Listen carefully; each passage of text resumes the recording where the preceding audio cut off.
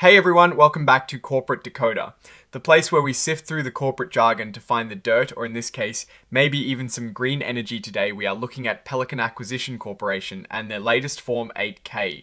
This report details some pretty big moves, including a significant business combination that could reshape the energy landscape. We will break down what it all means for investors and the future of Greenland Energy Company. And hey, if you want to dive deeper into corporate filings and get more insights, join our Discord community. The link is in the description below. First off, Pelican Acquisition Corporation is getting ready to merge with Greenland Exploration Limited and March GL Company.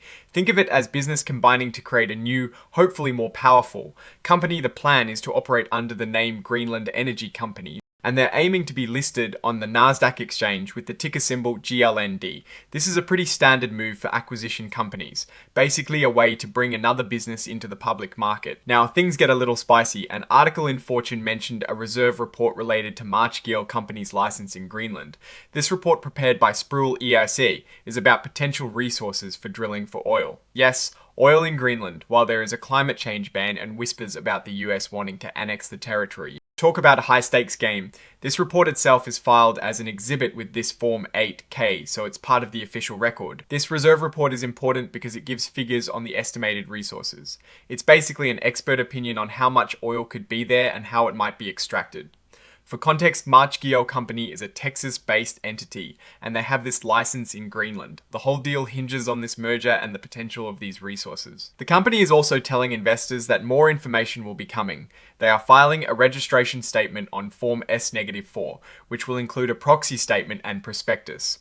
This document will provide all the nitty-gritty details about the business combination for shareholders to review and vote on. It's essentially the investor's handbook for this merger, outlining all the risks, benefits, and terms. They are urging shareholders to read this carefully once it's available. They also want to make it clear who might be involved in asking shareholders to vote. Pelican, Greenland, March GL, and their leaders could be considered participants in this solicitation. They are directing people to Pelican's past filings, like their Form 10Q reports, to get information about these individuals and their stakes. Basically, if you're involved in influencing the vote, transparency is key. Now, let's talk about the crystal ball section, or as they call it, forward-looking statements.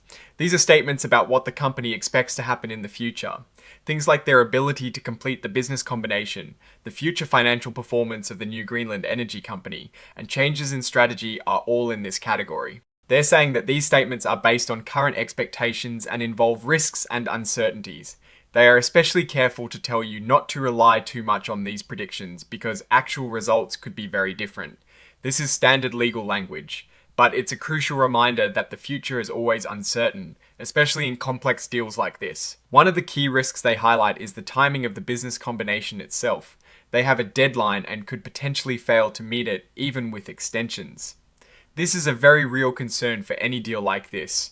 If they can't close the deal by their deadline, the whole plan could fall apart. They also mentioned that something unexpected could happen that leads to the termination of the merger agreements. This could be anything from a major market shift to a regulatory setback. A big hurdle is getting shareholder approval. If Pelican's shareholders don't vote in favor of the deal, it won't go through. This is why they put so much emphasis on the upcoming proxy statement and encouraging shareholders to read it. Combining two or more companies can be a messy process. They acknowledge that this merger could disrupt the day-to-day operations of Greenland and March GL. This disruption could impact their performance leading up to and even after the merger. This is a crucial point for companies like Pelican Acquisition Corporation, which are often called Special Purpose Acquisition Companies, or SPACs. They raise money from the public and then look for a company to merge with. Shareholders in the SPAC have the option to redeem their shares and get their money back if they don't like the deal. If too many shareholders redeem their shares, it can severely impact the amount of cash available for the combined company, potentially making the deal unworkable or less valuable. This is a classic SPAC risk. Finally, they are very clear that this report is not an offer to sell securities or a solicitation to buy them. They are just providing information. Any offer to sell or buy securities will only happen after they have the proper registration, and it's done, according to the law. This report mainly focuses on the business combination and the disclosure around it, particularly referencing the Sproul EIC reserve report. There are no detailed financial tables in this specific 8K filing itself that we can dive into for profit and loss numbers or balance sheet figures. The true financial meat will be in the S-4 registration statement they mentioned. However, the inclusion of the reserve report as Exhibit 99.1 is the financial element here.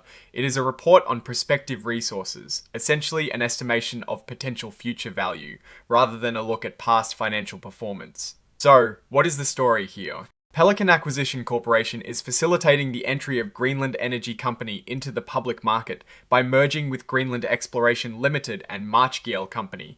The big hook is the oil exploration potential in Greenland, a territory with geopolitical and environmental complexities. The Fortune article adds a layer of intrigue, highlighting the potential clash between resource development, climate concerns, and international interests.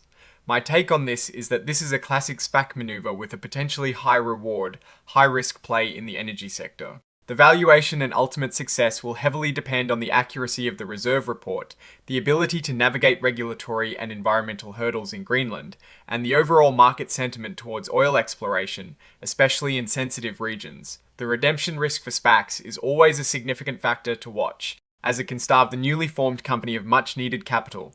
It's a bold move into a potentially lucrative but also very volatile area. The future of Greenland Energy Company, if it comes to pass, will be a real test of execution, resource management, and risk tolerance. Alright, that's our breakdown of this Form 8K from Pelican Acquisition Corporation. What do you think about this Greenland oil venture? Let us know in the comments below. If you found this deep dive helpful, give us a like and subscribe for more corporate document dissections. And don't forget to join our Discord community for more exclusive insights. Thanks for watching. See you next time.